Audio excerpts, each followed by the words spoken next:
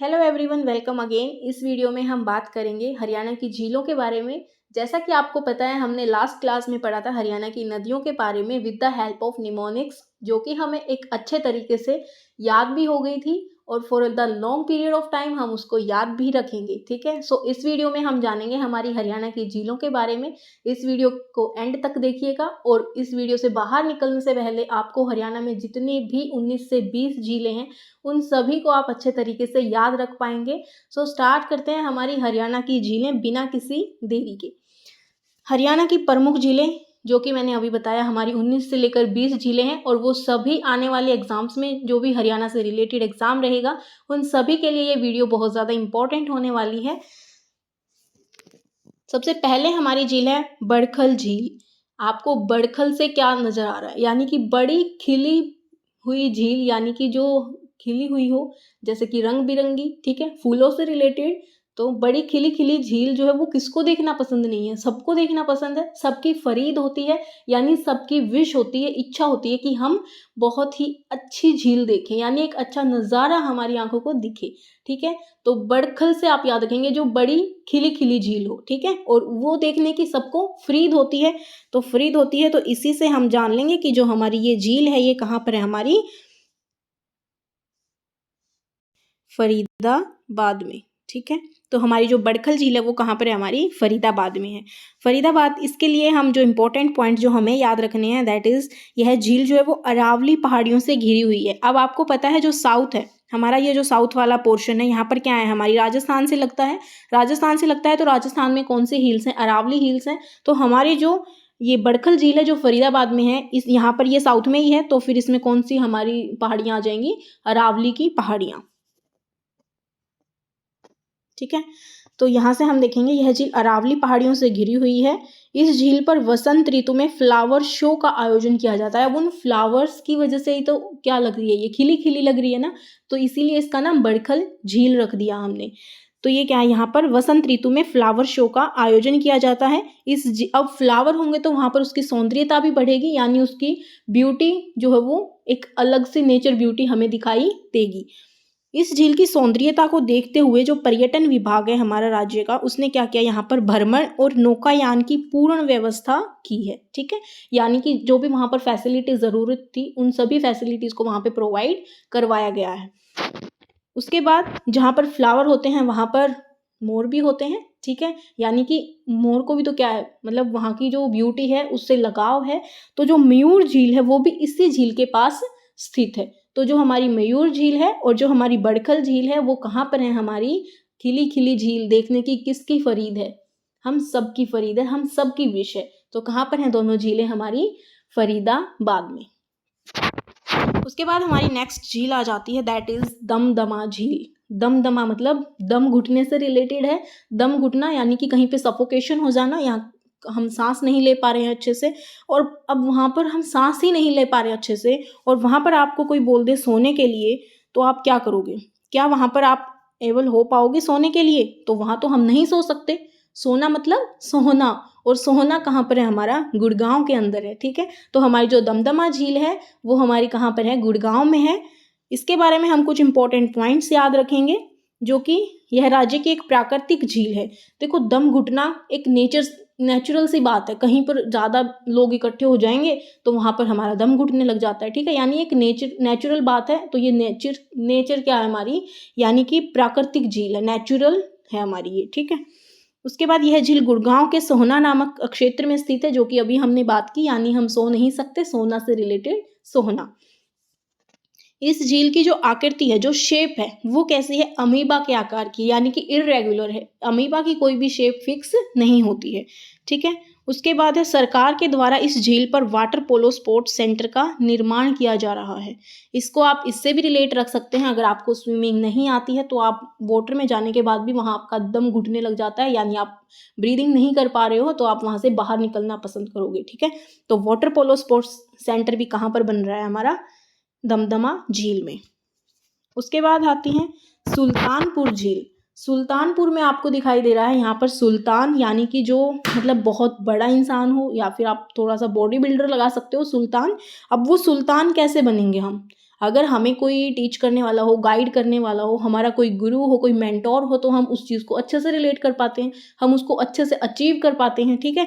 तो जो हमारा सुल्तान है वो कैसे बना जा सकता है, हमारा गुरु की हेल्प से। जो सुल्तान है वो किसकी हेल्प से बना जा सकता है, गुरु की हेल्प से। अब गुरु है तो हमारा कौन सा डिस्ट्रिक्ट है ये, गुरुग्राम, ठीक है।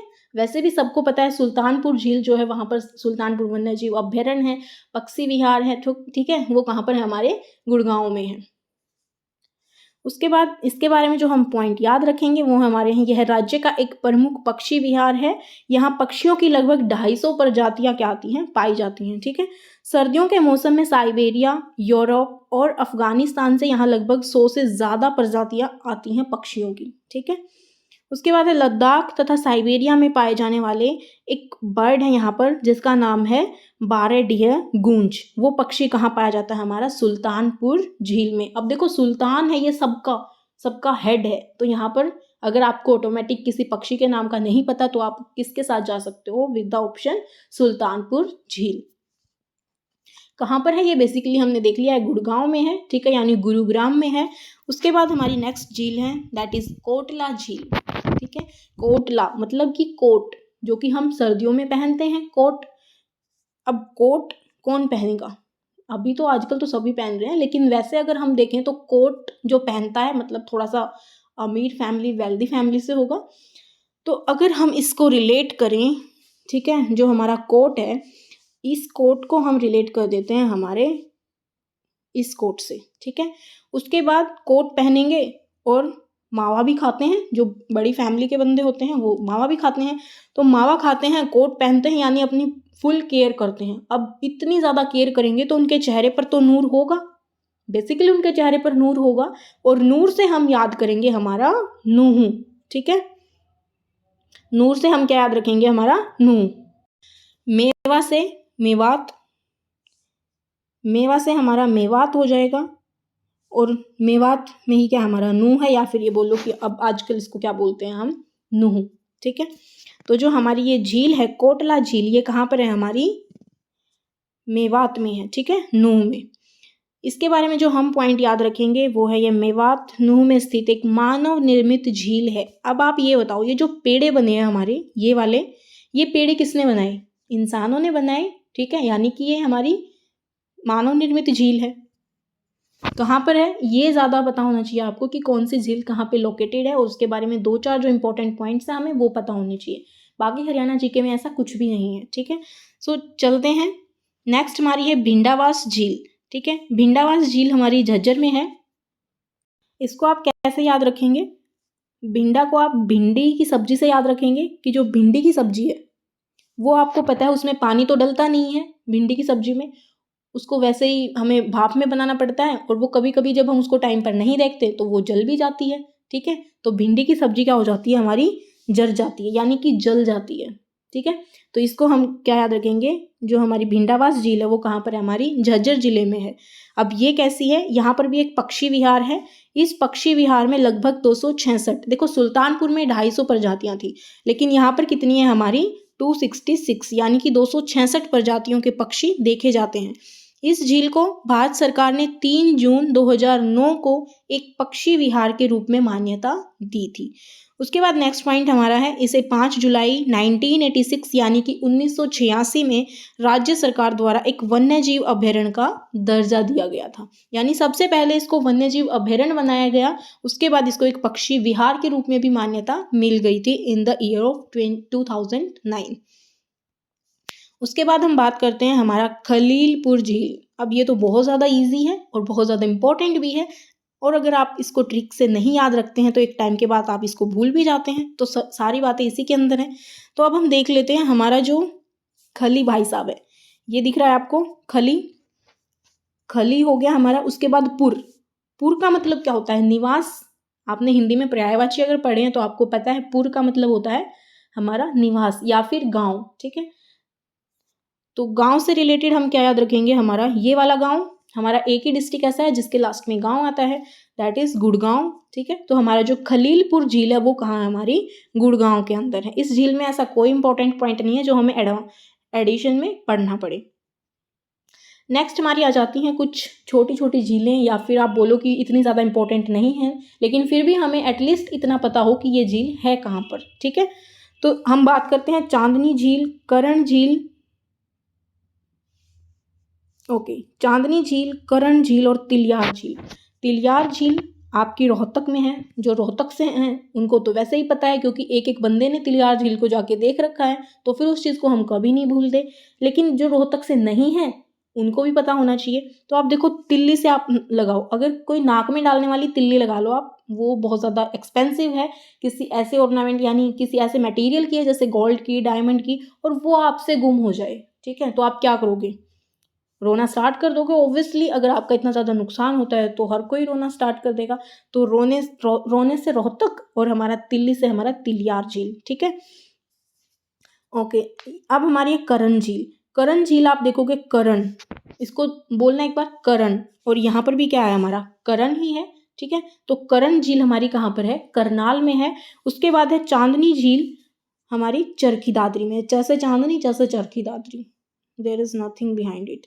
उसके बाद अगर आप देखेंगे यहाँ पर, अगर आप ट्रिक की हेल्प लेना चाहें तो यहाँ पर मैंने थोड़ी सी बनाने की कोशिश की है, अगर आप उस चीज़ को रिलेट कर पाएँ। अगर हम इस सी की प्रोनाउंसिएशन जो है वो स बोल दें, तो इसको बोलना ज़रा, ये हो जाएगा हमारा सटक, ये हो जाएगा हमारा सरक। दोनों का मतलब एक ही होता है। सटक का मतलब थोड़ा सा खिसक जाना, एंड ऑल्सो फॉर द सरक is also to have the same meaning. सरक मतलब थोड़ा सा खिसक जाना। ठीक है, तो सटक और सरक दोनों ही खिसक जाना होता है। अब यहाँ से अगर आप इस चीज़ को रिलेट करेंगे तो हमारा जो सी से हमारा हो जाएगा चांदनी झील, जो कि हमारी है चरखी दादरी में। उसके बाद जो हमारी तिलियार झील है वो हमारी रोहतक में है, और जो हमारी करण झील है वो हमारी है करनाल में। ठीक है, तो निमोनिक्स की हेल्प से हम इसको लर्न कर सकते हैं।